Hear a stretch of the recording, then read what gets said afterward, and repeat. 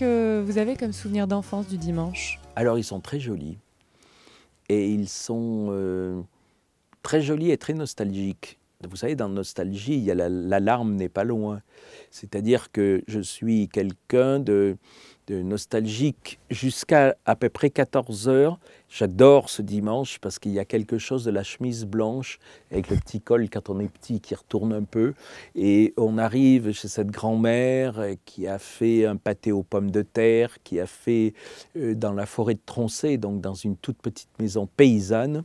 Et donc j'ai ce souvenir-là très très proche de moi. Et j'ai ce moment où je remonte dans une voiture Renault qui s'appelait une Dauphine de mon père, avec mon frère et ma sœur à l'arrière, et je vois ma grand-mère pleurer parce qu'on s'en va.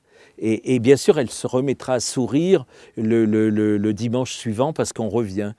Et j'ai ce genre de souvenirs, mais ce n'était pas des larmes de détresse, ce n'était pas des larmes d'angoisse, c'était des larmes de joie, quoi. Qu'est-ce qu'on aurait aimé que ça dure ce dimanche? Quel est votre habit du dimanche? Je suis habillé du printemps à l'hiver de la même manière. J'ai horreur de me changer, enfin me changer. J'ai horreur d'adapter des vêtements à une saison. Donc je vis en général toujours avec une veste trop légère quand il fait froid, toujours avec une veste trop lourde quand il fait chaud. Et donc je suis quelqu'un de très...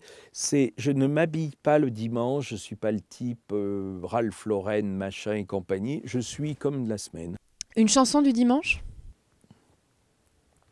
Les enfants s'ennuient le dimanche, les enfants s'ennuient, composé par Charles Trenet, et qui était une très belle illustration d'un film de Truffaut. Et j'aime beaucoup cette idée que les enfants s'ennuient le dimanche, quoi. Il y a quelque chose du football au milieu de l'avenue, et vivement que ça recommence l'école, quoi. Il faut s'ennuyer le dimanche pour mieux redémarrer le lundi. À force d'être toujours suroccupé, on se fait chier à être suroccupé parce qu'au moins, quand on se met à déprimer, on déprime. Tandis que l'ennui a quelque chose de très porteur, l'ennui a quelque chose c'est une plongée profonde à l'intérieur d'une poésie un peu désespérée et j'aime beaucoup l'ennui pour ça.